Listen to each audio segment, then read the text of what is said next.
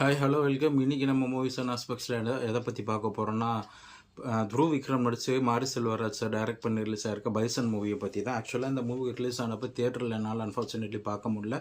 இப்போ ஓடிடியில் நெட்ஃப்ளிக்ஸில் வந்திருக்கு. ஸோ இப்போ பார்த்தேன். இது வந்து எப்படி சொல்கிறது, யூஸ்வலாக வந்து மாரி செல்வராஜ் சார் ஃபிலிம்ஸில் வந்து இந்த கேஸ்ட் பேஸ்டாக அது சம்மந்தப்பட்ட பிரச்சனைகள் அப்படி தான் இருக்கும்.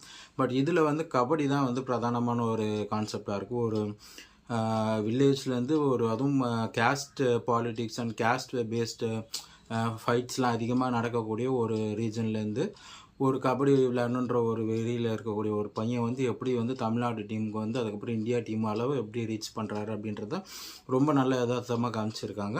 அண்டு வந்து இந்த படத்தில் வந்து யூஸ்வலாக அவர் வந்து பேசக்கூடிய அந்த கேஸ்ட் பேஸ்ட் பாலிட்டிக்ஸ் வந்து கொஞ்சம் கம்மியாகவும், ஸ்போர்ட்ஸ் ரிலேட்டடான சீன்ஸ் அந்த ஸ்ட்ரகிள்ஸ் அதெல்லாம் வந்து கொஞ்சம் நல்லா அதிகமாகவும் காமிச்சது எனக்கு ரொம்ப பிடிச்சிருந்துச்சு. மாரி செல்வராஜ் சார் படங்களில் எனக்கு பறையேறும் பெருமாளுக்கு அப்புறம் இது ரொம்ப பிடிச்ச படம்னு சொல்லலாம். நடுவில் வந்து மாமன்னன், அப்புறம் வந்து வாழை, இதெல்லாம் வந்து எனக்கு அந்தளவு, மாமன்னன் கூட ஓரளவு எனக்கு பிடிக்கும். பட் வாழை வந்து எனக்கு ரொம்ப ஸ்லோவாக போன மாதிரி இருந்துச்சு. அண்ட் லாஸ்ட் ஒரு 15 மினிட்ஸ் தான் அது ஒரு இன்ட்ரெஸ்டிங்காக இருந்துச்சு. பட் இது அப்படி கிடையாது. அண்ட் இந்த படத்தில் பைசனில் வந்து ஆக்டிங்கில் த்ருவ் விக்ரம் பிடிச்சிருக்காரு, சூப்பராக பர்ஃபார்ம் பண்ணியிருக்காரு.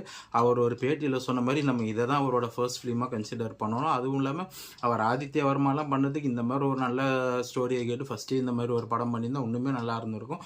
ஒரு 2-3 இயர்ஸ் வேஸ்ட் ஆகாமல் இருந்திருக்கும். 2 வாட்டி அந்த ஆதித்ய வர்மா எடுத்து 2 வாட்டி வேஸ்ட்டாக தான் போச்சு. ஸோ வந்து இந்த மூவி வந்து நீங்கள் ஒன்றும் பார்க்கலன்னா நெட்ஃப்ளிக்ஸில் இருக்க, கண்டிப்பாக பாருங்கள். என்னை பொறுத்த வரைக்கும் இது வந்து ஹிந்தியில் வந்து தங்கல்னு ஒரு ஃபிலிம் வந்திருக்கும். அமீர் கான் வந்து 2 பொண்ணுங்களை வச்சு எப்படி வந்து அவங்கள வந்து ரெஸ்லிங் காம்படிஷனில் இந்தியா லெவலில் ஜெயிக்க வச்சார் அப்படின்னு காமிச்சிருப்பாங்க. இது வந்து நம்ம தமிழ் சினிமாவோட தங்கல்னே சொல்லலாம். அந்தளவு ஒரு சூப்பர்பான ஸ்போர்ட்ஸ் ட்ராமா இது. அதில் வந்து எப்படி வந்து ஜெண்டர் பேஸ்டு பாலிட்டிக்ஸும் அண்ட் இந்தியா டீமுக்குள்ளே போகிறதுக்கு உமன்ஸ்க்கு எவ்வளோ ஸ்ட்ரகிள் அப்படின்றதெல்லாம் காமிச்சிருப்பாங்க. இதில் வந்து ஒரு கேஸ்ட் பேஸ்டாக இருக்கிற ஒரு இதுலேருந்து எப்படி வெளியே வந்தார் அப்படின்றத ரொம்ப சூப்பராக காமிச்சிருக்காரு. எந்த ஒரு கேஸ்டையும் வந்து புண்படுத்தாமல் 2 பேர்லேயும் நல்லவங்களும் இருப்பாங்க, கெட்டவங்களும் இருப்பாங்க, ஈக்குவலாக காமிச்ச விஷயம் எனக்கு ரொம்ப பிடிச்சிருந்துச்சு. நீங்கள் ஒன்று இந்த மூவியை பார்க்கலாம், கண்டிப்பாக நெட்ஃப்ளிக்ஸில் பாருங்கள். தேங்க்ஸ், பாய்.